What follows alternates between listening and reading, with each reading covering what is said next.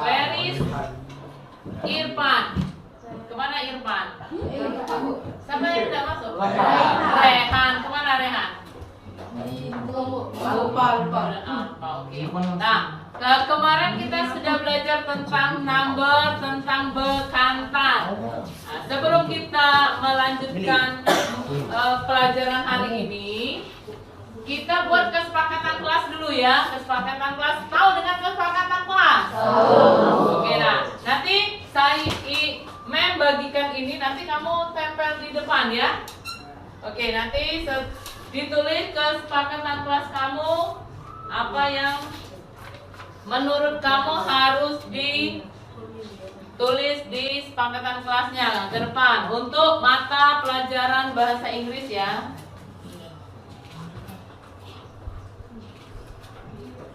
Oke, tulis boleh, terserah mau yang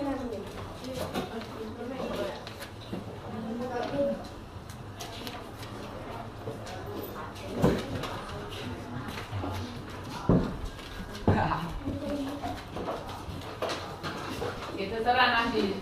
Boleh ke depan. Mau apa? Tulislah kesepakatan kelasnya.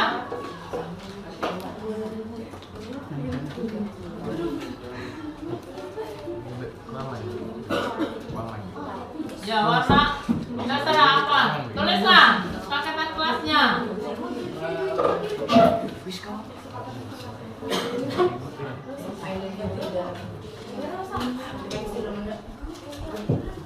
Ya apa? Coba tulis. Setelah itu baru tempel ke depan. Apa contohnya? Yang pertama apa? Misalnya apa? Tidak boleh ribut di dalam kelas, boleh. Silakan tempel. Yang sudah silakan tempel. Terserah warna-warninya, enggak apa-apa. Nah, oke. Yang lain, silakan. Ya, tidak apa-apa, tidak ada yang salah.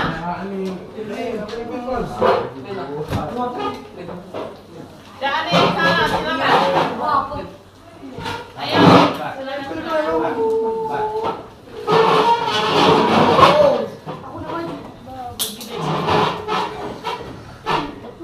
Silakan semuanya. Ayo apa? Silakan.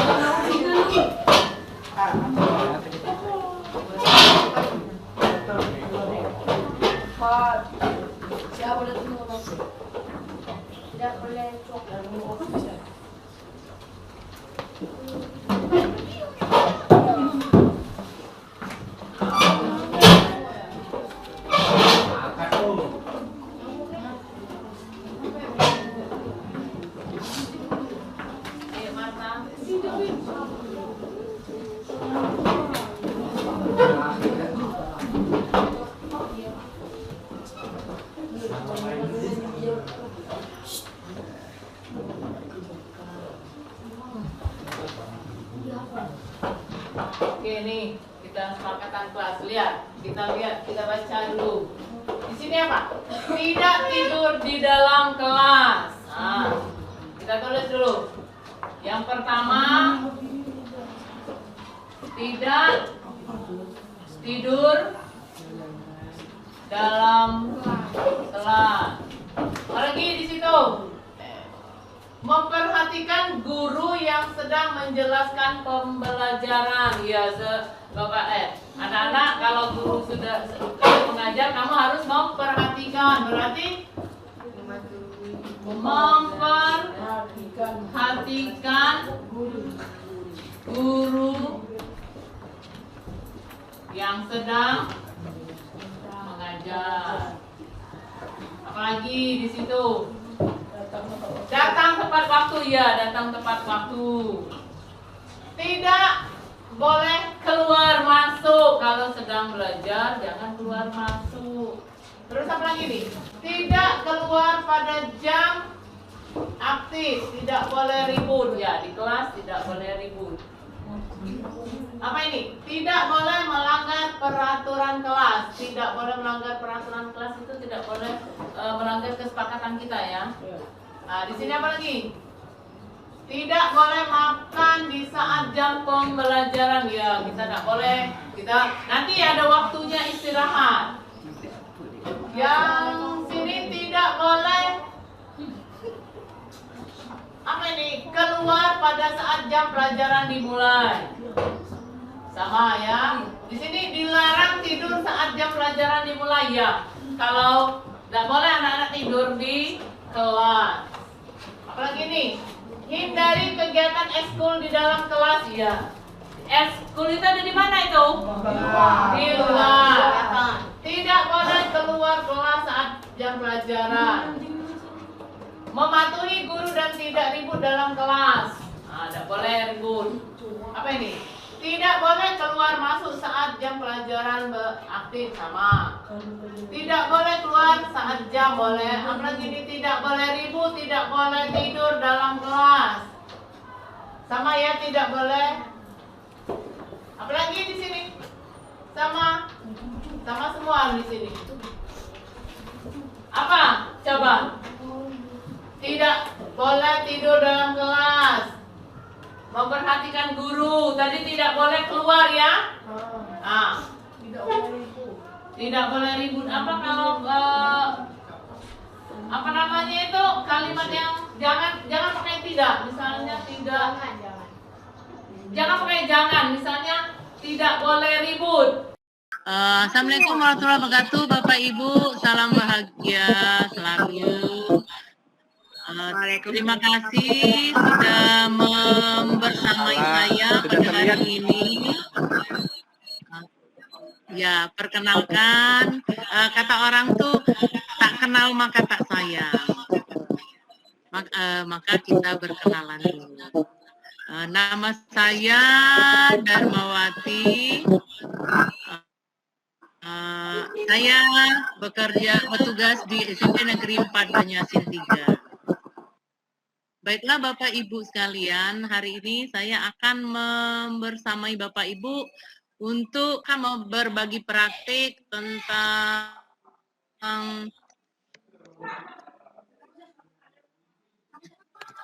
budaya positifan, 2 kompetensi lulusan, capaian umum dan capaian khusus.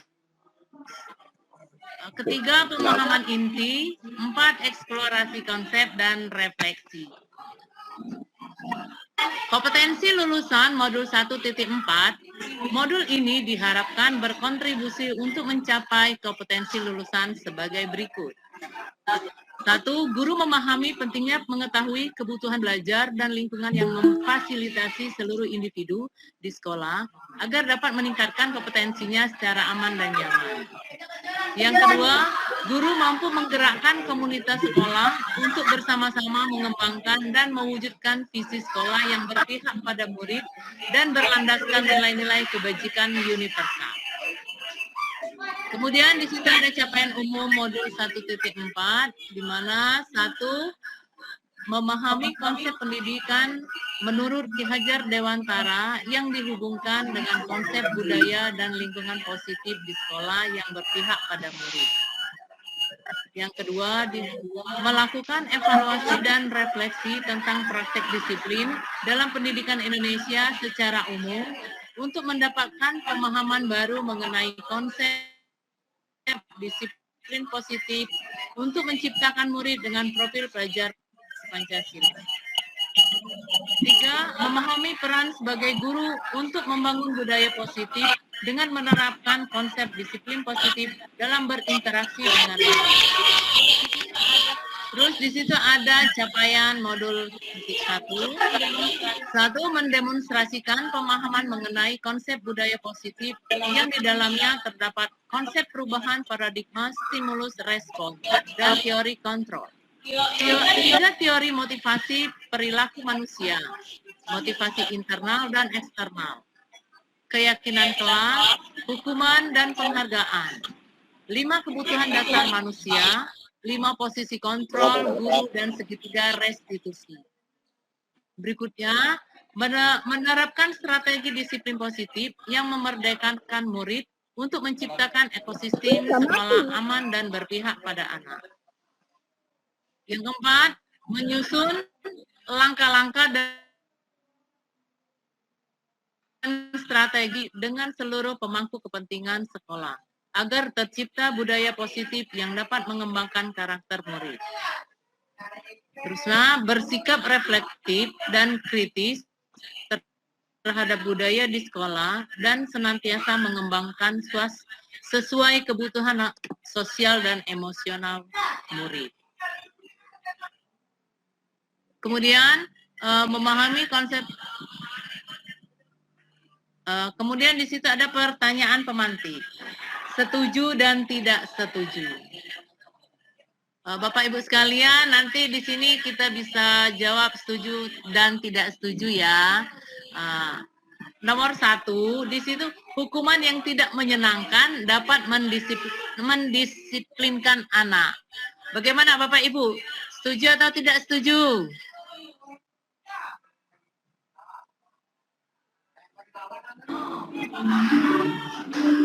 Setuju apa tidak di sini hukuman yang tidak menyenangkan dapat mendisiplin anak?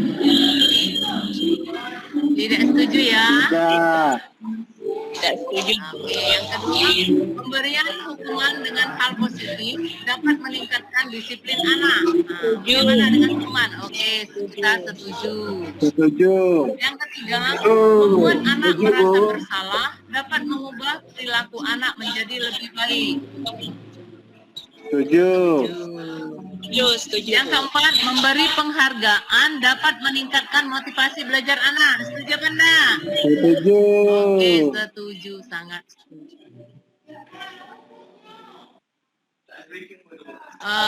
Topik dalam eksplorasi konsep. Di situ ada 6. 1, disiplin positif dan nilai-nilai kebajikan universal. 2, teori motivasi, hukuman dan penghargaan restitusi. Ketiga, ada keyakinan kelas. Keempat, kebutuhan dasar manusia dan dunia berkualitas. Kelima, restitusi. 5, posisi kontrol. Yang keenam, restitusi, segitiga restitusi. Nah, kita masuk di eksplorasi konsep. Pembelajaran 2.1, disiplin positif dan nilai-nilai kebajikan universal. Perubahan paradigma. Kegiatan kepal tangan. Ada A dan B, Anda dan teman Anda. Oke, Bapak Ibu boleh ikuti genggam tangan. Genggamlah tanganlah sebongkah berlian. Terus, berlian ini sesuatu yang sangat berharga untuk Anda. Letakkan di salah satu tangan Anda dan genggam benda tersebut. Sesuatu tersebut dengan segala daya. Buatlah sebuah kepalan. Nah, Bapak Ibu, coba kepal dulu tangan seandainya di dalam itu ada mutiara ataupun berlian. And then, teman Anda yang B akan mencoba dengan sekuat tenaga dengan berbagai cara untuk meminta Anda memberikan benda tersebut. B bisa membujuk, mengancam, menghardik, merayu, menguap, apa saja agar dapat membuka kepalan tangan Anda. Apa yang terjadi? Oke, sekarang kita lihat. Di situ ada perubahan paradigma teori kontrol dengan teori pilihan. Lihat di situ ada ilusi guru mengontrol murid, ilusi bahwa kritik dan membuat orang merasa bersalah dapat menguatkan karakter. Ilusi bahwa semua penguatan positif, efektif, dan bermanfaat. Dan di situ ilusi bahwa orang dewasa memiliki hak untuk memaksa. Nah, jadi teori tadi, kepal tangan tadi, bila sesuatu itu berharga bagi kita, otomatis kita pasti memegangnya sekuat tenaga. Kalau misalnya tidak berharga mungkin kita bisa buka. Tapi kalau kita berharga, siapapun yang mau membukanya, kalau kepalan tangan kita kuat, tidak akan terbuka. Selanjutnya di situ ada perubahan paradigma, stimulus, respon, teori kontrol atau teori pilihan. Siapa sesungguhnya yang memiliki kontrol? Stimulus respon, kita mencoba mengubah orang agar berpandangan sama dengan kita. Yang kedua, perilaku buruk dilihat sebagai suatu kesalahan. Orang lain bisa mengontrol saya bisa mengontrol orang lain. Pemaksaan ada pada saat bujukan gagal. Model berpikir menang atau kalah. Dan di sebelahnya ada teori kontrol atau pilihan. Kita berusaha memahami pandangan orang lain tentang dunia. Yang kedua, semua perilaku memiliki tujuan. Yang ketiga, hanya Anda yang bisa mengontrol diri Anda. Anda tidak bisa mengontrol orang lain. Selanjutnya, kolaborasi dan konsensus menciptakan pilihan-pilihan baru. Terakhir itu model berpikir menang dan menang. Nah, di sini ada disiplin positif. Menurut William Glasser. Teori kontrol atau teori pilihan menurut William Glasser itu ada, Anda tidak bisa mengontrol orang lain, hanya Anda yang bisa mengontrol diri Anda. Terus di sini ada, semua perilaku memiliki tujuan. Terus ada model berpikir menang dan menang, kolaborasi dan konsensus menciptakan pilihan-pilihan baru. Terus di situ realitas atau kebutuhan kita berbeda, kita berusaha memahami pandangan orang lain tentang dunia, setiap orang memiliki gambaran berbeda. Coba lihat di situ ada panah. Anda tidak bisa mengontrol orang lain itu ada panahnya, makna disiplin, belajar kontrol diri dengan menggali potensi kita agar tercapai tujuan mulia, yaitu sesuatu menjadi seseorang yang kita inginkan berdasarkan nilai-nilai yang kita hargai. Terus di situ semua perilaku memiliki tujuan. Nah, di situ ada panahnya, di situ teori motivasi. 1, untuk menghindari hukuman. 2, untuk mendapatkan imbalan. 3, untuk menghargai diri sendiri. Di bawahnya ada nilai kebajikan universal. Di bawahnya itu ada keyakinan kelas. Terus di situ ada model berpikir. Di bawahnya ada 5 posisi kontrol. 5 posisi kontrol itu terdiri dari penghukum, pembuat rasa bersalah, teman, pemantau, manajer.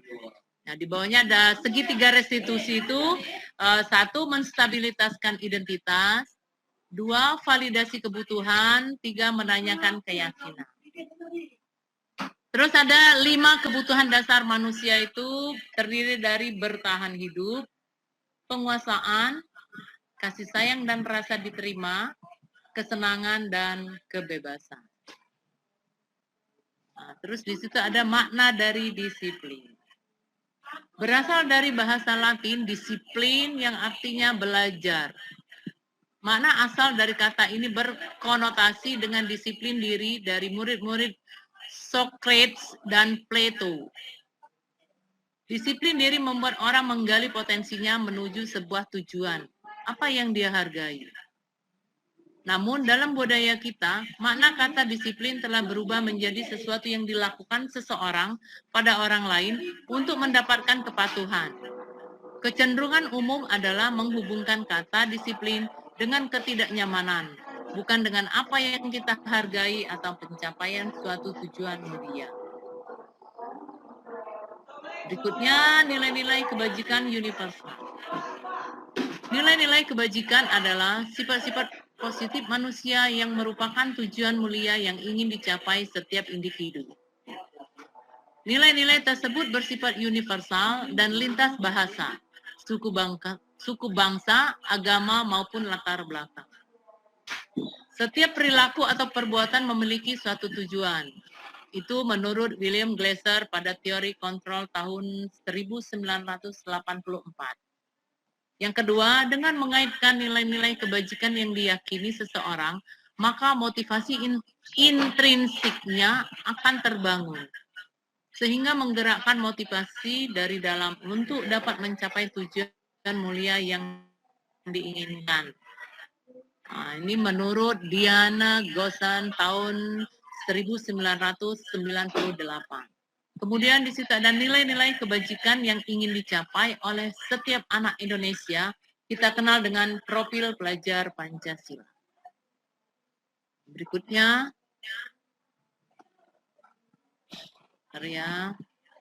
itu ada eksplorasi konsep. Pembelajaran 2.2, teori motivasi, hukuman dan penghargaan restitusi. Di sini ada teori motivasi perilaku manusia. Yang termasuk motivasi eksternal itu satu, untuk menghindari ketidaknyamanan atau hukuman apa yang akan terjadi apabila saya tidak melakukannya. Motivasi eksternal di situ untuk mendapatkan imbalan dari orang lain atau institusi, apa yang akan saya dapatkan apabila saya melakukannya. Yang ketiga, motivasi internal, tujuan disiplin positif. Untuk menghargai diri sendiri. Saya akan menjadi orang yang seperti apa bila saya melakukannya. Nah, di sini ada menurut Ki Hajar Dewantara. Merdeka menurut Ki Hajar Dewantara itu artinya tidak hanya terlepas dari pemerintah, akan tetapi juga cakap buat memerintah diri sendiri. Ki Hajar Dewantara, Pemikiran Konsepsi Keteladanan, Sikap Merdeka, cetakan kelima di tahun 2013, halaman 469. Di sini ada hukuman oleh penghargaan. Bahwa penghargaan berlaku sama dengan hukuman, dalam arti meminta atau membujuk seseorang melakukan sesuatu untuk memenuhi suatu tujuan tertentu dari orang yang meminta atau membujuk. Dorongannya eksternal dan akan ada faktor ketergantungan. Beberapa dampak dari pemberian penghargaan menurut Alfie Kohn tahun 1993. Itu ada penghargaannya, ada 5, itu pengaruh jangka pendek dan langkah panjang, penghargaan menghukum, penghargaan mengurangi ketepatan, penghargaan tidak efektif, dan penghargaan merusak hubungan. Selanjutnya di situ dihukum oleh penghargaan. Itu ada 3, penghargaan menurunkan kualitas, penghargaan mematikan kreativitas, penghargaan mengurangi motivasi intrinsik. Selanjutnya ada bentuk program kebajikan apresiasi. Dalam memberi apresiasi atau pengakuan perlu diingat beberapa hal. Di situ ada 5, memberi pengakuan secara khusus, beri pengakuan secara pribadi, beri pengakuan kepada semua murid atau bergantian, beri pengakuan secara konsisten dan fokus pada proses. Contoh pengakuan apresiasi kebajikan. Halo Bapak Ibu, masih ada? Apa ngantuk? Halo. Masih Bu, masih belum ngantuk. Ya. Belum ngantuk. Apa kita nak ice breaking dulu? Kita lanjutkan. Siap Bu, siap. Oke, di sini ada contoh pengakuan apresiasi kebajikan. Ya, nanti saya ngoceh, Bapak Ibu tidur. Jadi saya ngocehnya dengan siapa? Sendirian saya di sini. Tidak ada temannya. Oke, kita lanjut ya. Contoh pengakuan apresiasi kebajikan. Di situ ada pembukaan, nilai kebajikan, dan situasi. Pembukaannya, kemarin saya perhatikan, nah, ada nilai kebajikannya itu rasa empatimu besar sekali karena dia memperhatikan. Situasinya pada saat menolong murid baru di kelas kita. Itu ada pembukaannya, saya menghargai, nilai kebajikannya itu kepedulian, karena dia selalu menghargai, berarti dia peduli. Situasinya pada saat kamu membantu teman-temanmu di tugas kelompok. Terus di situ ada berterima kasih untuk nilai kebajikannya, rasa tanggung jawabmu. Situasinya pada saat kamu memungut kertas-kertas yang berserakan di lantai. Oke, kita lanjut ya. Tindakan guru. Mencatat 100 kali di dalam buku kalimat. Saya tidak akan terlambat lagi karena terlambat ke sekolah. Apa di situ? Jawab hukuman atau konsekuensi? Halo Bapak Ibu. Di situ kita kalau mencatat 100 kali di dalam kita menghukum anak itu dengan menyuruh mereka tulis saya tidak akan terlambat lagi karena terlambat ke sekolah. 100 kali. Itu hukuman atau konsekuensi?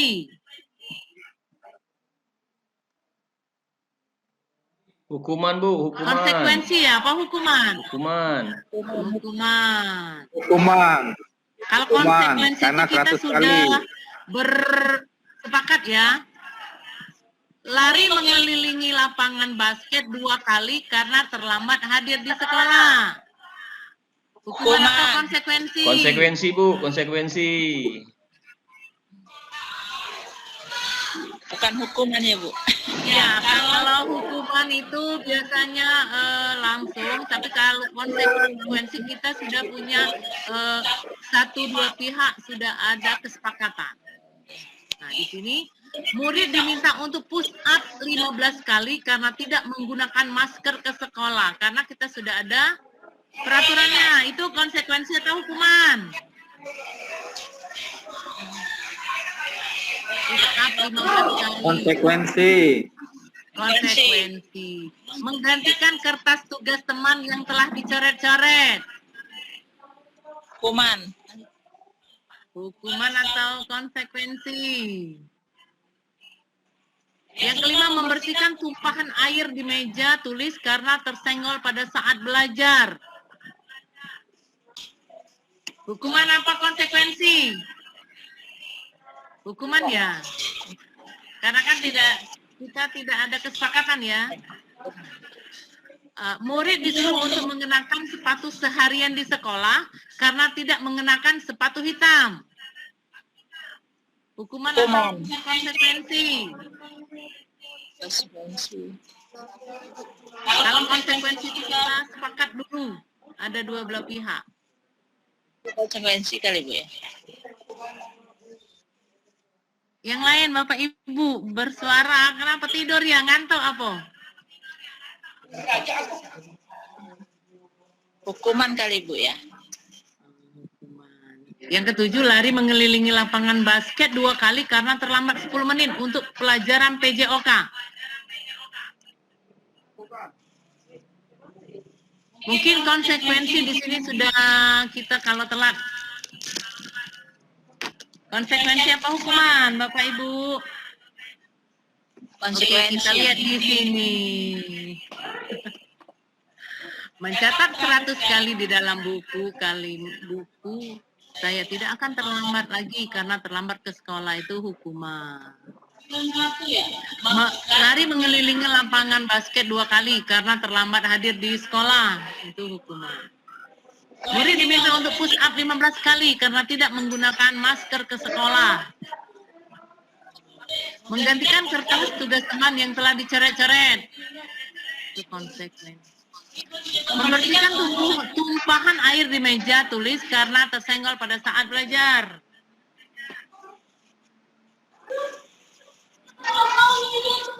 Murid disuruh untuk tidak mengenakan sepatu seharian di sekolah karena tidak mengenakan sepatu hitam. Itu hukuman. Lari mengelilingi lapangan basket 2 kali karena terlambat 10 menit untuk pelajaran PJOK. Itu konsekuensi. Oke, kita lanjut. Nah, ini perbedaan dengan hukuman dan konsekuensi. Kalau hukuman sesuatu yang menyakitkan harus terjadi. Kalau konsekuensi sesuatu harus terjadi. Membuat anak sakit untuk jangka waktu lama fisiknya ya atau hati. Kadang misalnya kita ngoceh ataupun menghina, nah itu dia sakit hati.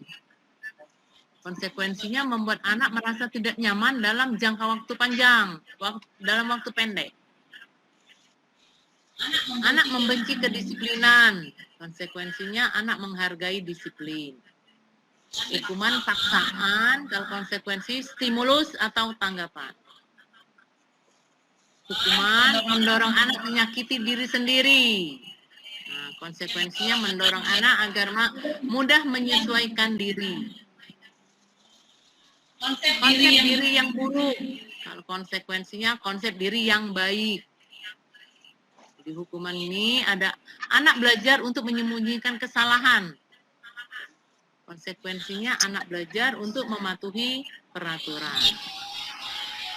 Marah, rasa bersalah, dipermalukan, merasa tak dihargai.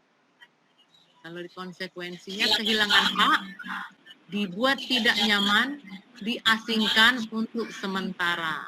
Itu menurut restitusi menurut Dian Gons, The Five Position of Control, Yayasan Pendidikan Luhur. Oke, kita lihat lagi ya. Apa itu restitusi? Restitusi adalah proses menciptakan kondisi bagi murid untuk memperbaiki kesalahan mereka, sehingga mereka bisa kembali pada kelompok mereka dengan karakter yang lebih kuat. Restitusi juga merupakan proses kolaboratif yang mengajarkan murid untuk mencari solusi untuk masalah mereka dan membantu murid berpikir tentang orang seperti orang apa yang mereka ingin menjadi tujuan mulia dan bagaimana mereka harus memperlakukan orang lain. Itu menurut Gosan tahun 2004. Nah, di situ ada identitas gagal, identitas sukses. Identitas gagal itu ada hukuman, kalau identitas sukses itu ada konsekuensi dengan restitusi. Kita lihat yang hukuman dulu. Sesuatu yang menyakitkan harus terjadi. Kalau konsekuensinya sesuatu yang harus terjadi, restitusinya merupakan pilihan. Tidak nyaman untuk murid, anak untuk jangka waktu panjang. Di konsekuensi itu tidak nyaman untuk murid, anak untuk jangka waktu pendek. Restitusinya menguatkan untuk murid atau anak dalam jangka waktu panjang. Korban mendapatkan keadilan.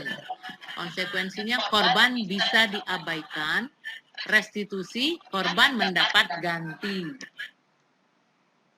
Murid atau anak akan tersakiti. Kalau konsekuensinya murid atau anak dibuat tidak nyaman. Restitusinya murid atau anak mendapatkan penguatan. Terus berikutnya perilaku pasif agresif meningkat. Konsekuensi, penguatan hanya bertahan dalam jangka waktu pendek, restitusinya masalah terpecahkan. Terus selanjutnya sistem tidak akan berjalan bila murid tidak takut. Konsekuensi, memerlukan monitoring dan supervisi terus-menerus dari guru. Restitusi, murid belajar bertanggung jawab untuk perilakunya. Yang berikutnya berlaku hanya pada sebuah institusi, tidak berlanjut pada kehidupan nyata. Konsekuensinya membantu penerapan mengikuti peraturan dalam masyarakat. Restitusinya fokus pada pemecahan masalah dalam jangka waktu panjang. Terus hukuman itu peraturannya adalah kamu harus. Kalau konsekuensi, apa peraturannya? Mampukah kamu melakukannya? Terima kasih. Kalau restitusi, apa yang kamu yakini? Apa yang bisa kamu lakukan untuk memperbaiki masalah ini? Terus, murid atau anak membenci peraturan. Kalau konsekuensinya, murid atau anak menghormati peraturan, dan restitusinya, murid atau anak menghormati dirinya dengan orang lain. Oke, di situ ada 9 ciri-ciri restitusi. Yang pertama, bukan untuk menembus kesalahan, namun untuk belajar dari kesalahan. Yang kedua, memperbaiki hubungan. Yang ketiga, tawaran, bukan paksaan. Yang empat, restitusi menuntun untuk melihat ke dalam diri. Yang kelima, restitusi mencari kebutuhan dasar yang mendasari tindakan. 6, restitusi diri adalah cara yang paling baik. 7, restitusi fokus pada karakter bukan tindakan. 8, restitusi fokus pada solusi. Dan terakhir, restitusi mengembalikan murid yang berbuat salah pada kelompoknya. Nah, eksplorasi konsep yang ketiga itu keyakinan kelas. Nah, kita keyakinan kelas dulu. Mengapa tidak peraturan saja? Mengapa harus keyakinan kelas? Mengapa kita memiliki peraturan harus menggunakan helm bila mengenai kendaraan beroda 2? Mengapa kita memiliki peraturan 3M menggunakan masker, mencuci tangan, dan menjaga jarak 1,5 meter? Mengapa kita memiliki peraturan harus datang tepat pada waktu saat mengikuti pelatihan? Untuk mendukung motivasi intrinsik, kembali ke nilai-nilai keyakinan-keyakinan yang lebih menggerakkan seseorang dibandingkan mengikuti serangkaian peraturan-peraturan. Nah, di situ ada budaya positifnya. Lingkaran yang kedua itu ada lingkungan positif, di dalamnya ada keyakinan kelas, terakhirnya itu peraturan kelas. Nah, ini contoh dari kesepakatan kelas, atau di sini ada kesepakatan kelas. Itu ada TK Dharma Wanita, bisa juga di sini kita pakai di kelas kita juga boleh. Yang mana yang merupakan keyakinan kelas. Nah, Bapak Ibu, di sini ada 2 kesepakatan kelasnya. Yang warna hijau, datang tepat waktu mengucapkan salam, menjaga kebersihan sekolah, berdoa sebelum dan sesudah kegiatan, aktif dalam pembelajaran, dan tertib. Nah, yang kertas putih itu ada kesepakatan kelas. Yang A, kami guru dan murid yang saling menyayangi. B, kami murid yang semangat belajar. Yang C, kami murid yang peduli dengan teman-teman. Oke, Bapak Ibu, yang mana yang menurut Bapak Ibu kesepakatan kelas? Yang gambar warna hijau atau warna putih? Ayo Bapak Ibu. Warna hijau. Oke, sekarang kita lihat keyakinan kelas di level C dengan Y. Bisa ada hormat, bekerja, diterima, dan dimiliki. Hormat, kami meyakini bahwa sangat penting untuk menghormati semua orang dan barang milik orang lain. Bekerja, kami meyakini bahwa sangat penting untuk mengerjakan segala pekerjaan atau mengikuti kegiatan yang telah ditugaskan. Yang ketiga, diterima dan dimiliki. Kami meyakini bahwa sangat penting untuk merasa diterima pada suatu kelompok dan saling peduli satu dengan yang lain. Nah, di situ lihat, ada segitiga, ada huruf Y. Di situ ada terdengar, perilaku dengan terlihat. Kalau bekerja itu terdengar, berperilaku dengan terlihat.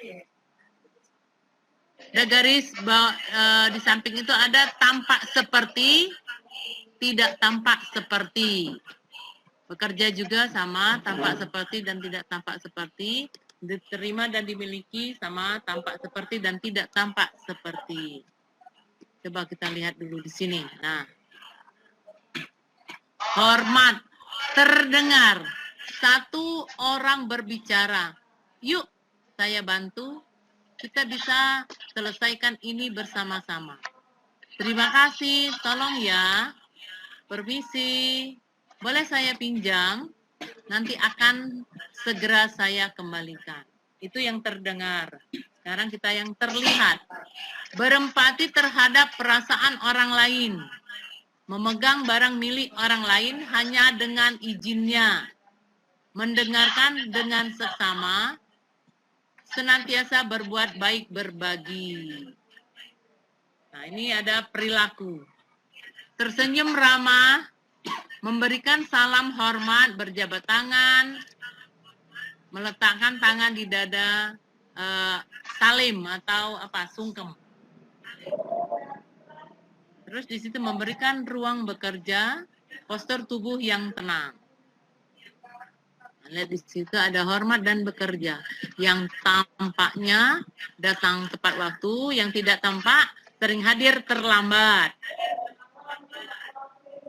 Menyapa teman dan guru setiap hari, yang tidak tampak tak acuh kepada teman dan guru.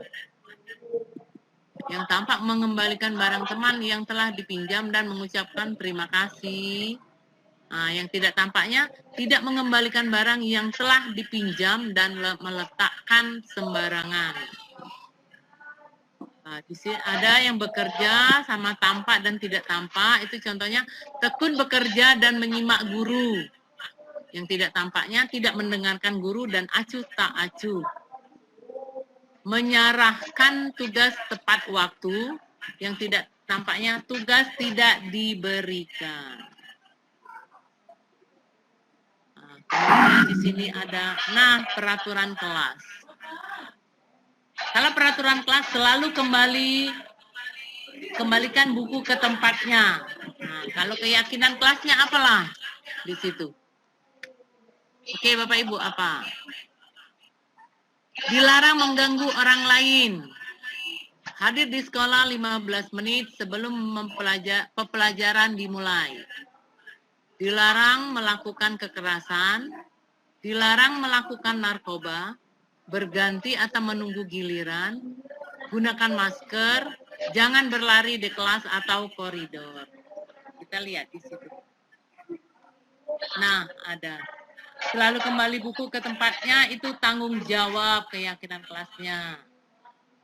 Dilarang mengganggu orang lain, itu menghormati orang lain. Hadir di sekolah 15 menit sebelum pelajaran dimulai, menghormati orang lain, berkomitmen. Dilarang melakukan kekerasan, keselamatan, menghormati orang lain. Dilarang menggunakan narkoba, itu untuk kesehatan. Bergantian atau menunggu giliran, menghormati orang lain atau bersabar. Gunakan masker untuk kesehatan dan keselamatan. Jangan berlari di kelas atau koridor untuk keselamatan. Apa goyang-goyang dulu? Lanjut. Tidur, nanti saya berbicara, kamu tidur. Kan nanti tidak nyambung. Tidak, lanjut. Kita lanjut eksplorasi konsep pembelajaran 4 kebutuhan dasar manusia dan dunia berkualitas. Nah, kita lihat di situ. Kebutuhan dasar manusia. Ya, kita pasti butuh kasih sayang dan rasa diterima. Penguasaan, kebebasan, ya perlu bebas ya. Kalau kita dipingit, tidak bebas. Kesenangan, ya kita butuh kesenangan. Oke, kita masuk pelajaran kelimanya di 5 posisi kontrol. Nah, nih. 5 posisi kontrol itu ada penghukum, pembuat rasa bersalah, teman, pemantau, dan manajer. Ini motivasinya guru berbuat, penghukumnya menghardik, menunjuk-nunjuk, menyakiti, menyindir. Pembuatan rasa bersalah, berceramah dan mengatakan seharusnya ibu kecewa, bla bla bla. Temannya membuatkan alasan-alasan untuk muridnya. Kalau jadi posisi pemantau, menghitung dan mengukur, manajer mengajukan pertanyaan-pertanyaan. Di sini ada guru berkata, untuk penghukum, kalau kamu tidak melakukannya, awas ya, rasakan. Di sini pembuat rasa bersalah, kamu seharusnya, kamu sudah tahu, ibu lelah sekali, mengatakan ibu stres. Nah, itu ada teman, ayolah lakukan demi ibu. Masa kamu tidak mau? Ingat, tidak ibu pernah bantu. Kalau pemantau itu, apa peraturannya? Posisi manajer, apa yang kita yakini, apa yang bisa kau kerjakan untuk memperbaiki masalah ini. Nah, hasilnya, di penghukum itu memberontak, menyalahkan orang lain dan berbohong. Kalau pembuat rasa bersalah, menyembunyikan, menyangkal, berbohong. Kalau teman, ketergantungan. Kalau pemantau, menyusahkan diri bila diawasi. Kalau manajer, menguatkan pribadi. Kaitkan dengan dunia berkualitas. Kalau penghukum itu, murid meletakkan guru di luar dunia berkualitas. Pembuat rasa bersalah, murid meletakkan guru di dalam dunia berkualitas. Kalau jadi teman, murid meletakkan guru di sebagai orang yang sangat penting di dunia berkualitas. Kalau pemantau, murid meletakkan guru, peraturan, dan hukum di dunia berkualitas. Kalau sebagai manajer, murid meletakkan dirinya sebagai individu yang positif dalam dunia berkualitas. Sekarang di murid berkata, untuk penghukum, biarkan saja, nanti juga marah-marah lagi. Kalau pembuat rasa bersalah, maafkan saya. Kalau teman, saya pikir Bapak Ibu, teman saya ternyata begitu. Kalau pemantau, berapa banyak bintang yang saya harus peroleh, berapa halaman yang harus saya tulis. Posisi manajernya, bagaimana caranya saya bisa memperbaiki keadaan. Ini dampak pada murid. Kalau penghukum mengulangi kesalahan, pembuat rasa bersalah itu merasa rendah diri, teman itu lemah, tidak mandiri, tergantung, pemantau menitik beratkan pada sanksi atau hadiah untuk dirinya. Kalau sebagai manajer mengevaluasi diri, bagaimana cara memperbaiki diri. Nah, saya mau tanya dulu Bapak Ibu, bagaimana, di posisi mana Bapak Ibu sekarang?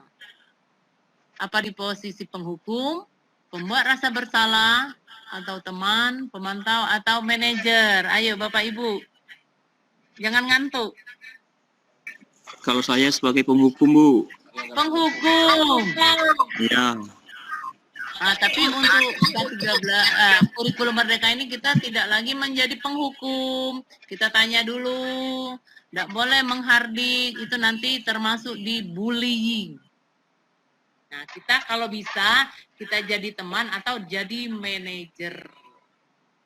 Kalau saya mau jadi manajer lah. Oke, lanjut ya Bapak Ibu. Nah, di sini ada pertanyaan-pertanyaan. Saya kecewa sekali dengan kamu. Siapa yang mengatakan itu? Membuat orang yang merasa bersalah. Kamu tidak pernah benar melakukannya. Penghukum. Ayolah, lakukan demi ibu, Bapak. Ayolah, lakukan demi ibu atau demi Bapak. Apakah kamu mendapatkan stiker bintang hari ini? Nah, ini posisi manajernya. Bagaimana kamu bisa menyelesaikan masalah ini? Kalau penghukum, kamu selalu yang paling terakhir. Jadi Bapak Ibu kalau bisa kita jadi manajer. Oke. Kita is breaking dulu apa Bu, Bapak Ibu? Boleh, Bu, boleh. Boleh. Nah, kita is breakingnya yang tangan di atas menggapai bintang. Karena itulah yang saya pahami. Oke. Ya, posisinya mana dulu? Ayo. Sama-sama ya. 1, 2, 3. Tangan ke atas menggapai bintang. Tangan ke samping burung yang terbang. Tangan ke depan ikan berenang. Duduk yang rapi siap berdoa. Putar-putar tangan diputar. Gulung-gulung-gulung tangan digulung. Ular melingkar di atas pagar. Kanan, kiri, atas, bawah, siap berdoa. Satu jari kanan, satu jari kiri. Bergabung menjadi dua, membuat jembatan panjang. Maka agar gabung menjadi dua, membuat kamera gaya di kiri, gabung menjadi enam, buat menara tinggi. 4 jari kanan, 4 jari kiri, gabung menjadi 8, buat telinga kelinci. 3 jari tangan, 5 jari kiri, gabung menjadi 10, ku siap berdoa. Terima kasih. Kita lanjutkan lagi. Semoga Bapak Ibu jangan ngantuk.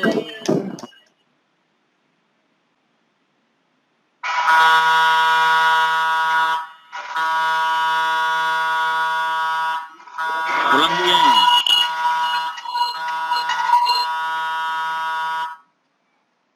Ya.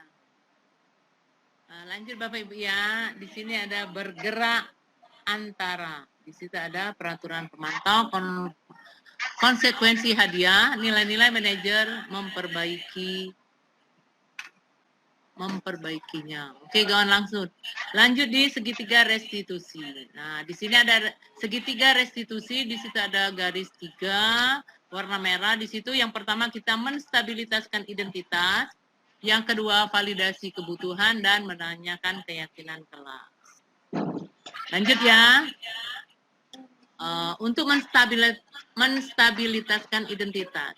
Guru berkata di sini, berbuat salah itu hal yang manusiawi, tidak ada manusia yang sempurna. Bapak Ibu juga buat salah, kita pasti bisa menyelesaikan permasalahan ini. Bapak Ibu tidak tertarik untuk mencari tahu siapa yang benar, siapa yang salah. Bapak Ibu lebih tertarik untuk menyelesaikan masalah. Kalau kamu menyalahkan diri kamu sendiri terus-menerus, apakah kamu bersikap baik pada dirimu sendiri? Nah, oke, go on, kita ke validasi. Nah, di validasi ini guru berkata, kamu bisa saja kan melakukan hal yang lebih buruk, tapi kamu tidak melakukannya. Kamu pasti punya alasan mengapa melakukannya. Apa yang penting bagi kamu? Kamu boleh tetap berusaha menjaga sikap itu, tapi tambahkan sikap yang lain, yang baru. Maukah kamu belajar cara lain untuk mendapat yang kamu butuhkan tanpa harus memukul? Yang terakhir itu, apakah kamu bisa melakukan dengan lebih baik besok lagi? Oke, lanjut ya, bentar lagi Bapak Ibu ya. Di sini ada meyakinkan kelas. Apa nilai yang kita percaya di kelas atau sekolah kita? Nilai-nilai universal apa yang telah kita sepakati? Kelas yang ideal itu seperti apa sih? Kamu ingin jadi anak seperti apa? Apa yang kamu rasakan ketika kamu melakukan itu? Kamu menjadi orang yang seperti apa? Nah, terus di situ ada intervensi 30 detik. Intervensi ini bisa membantu murid kembali ke tujuan semula dengan cukup singkat dengan cara non-konfrontatif. Pertanyaan-pertanyaan yang diajukan biasanya dikemukakan oleh seorang pemantau atau manajer. Inilah pertanyaan-pertanyaannya. Contohnya misalnya, peraturan apa? Kapan kamu siap untuk memulai dan sebagainya. Oke, di situ ada kita refleksi. Hal baru apa yang mengubah paradigma saya yang saya dapatkan? Perasaan apa yang muncul selama mengikuti sesi ini, khususnya mengenai makna, disiplin, dan motivasi intrinsik. Yang ketiga, peran Among seperti apakah yang saya lakukan selama mengikuti modul ini. Yang keempat, saya akan menjadi Among yang seperti apakah setelah mengikuti modul ini. Oke, terima kasih Bapak Ibu. Setelah pemaparan ini, mungkin ada salah satu atau dua orang boleh bertanya.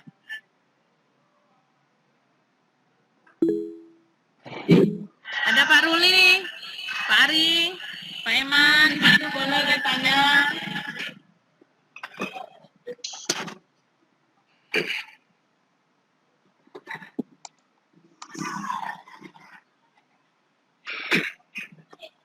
Oke, boleh Bapak Ibu.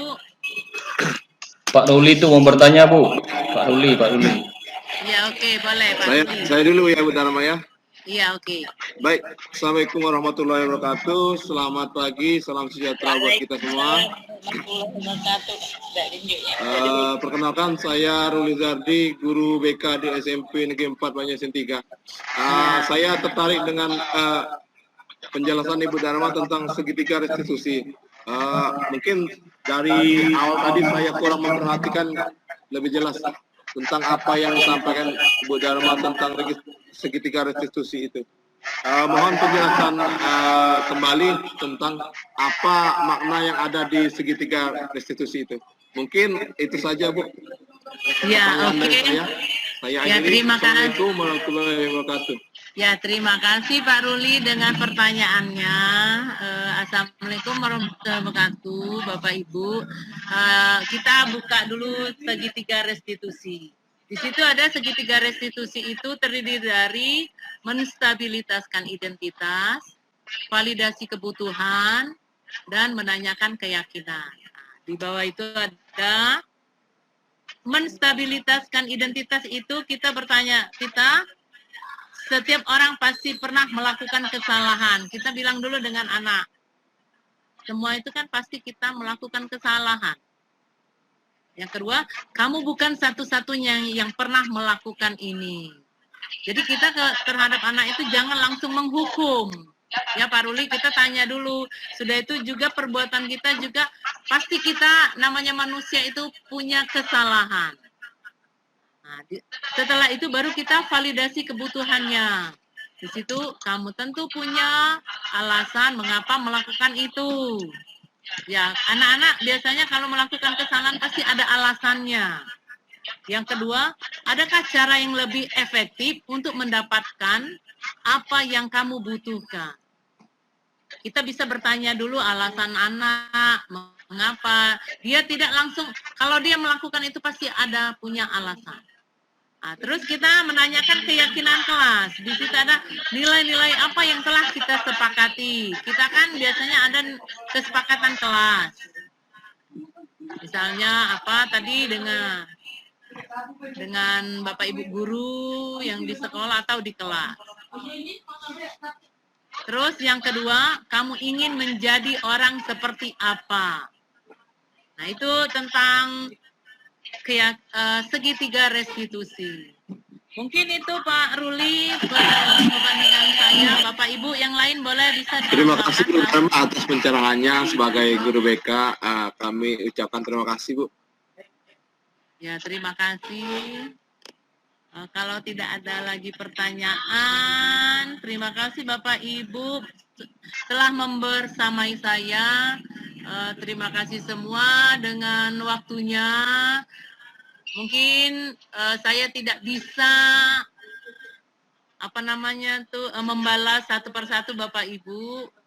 Sampai sini saya akhiri dengan wassalamualaikum warahmatullahi wabarakatuh.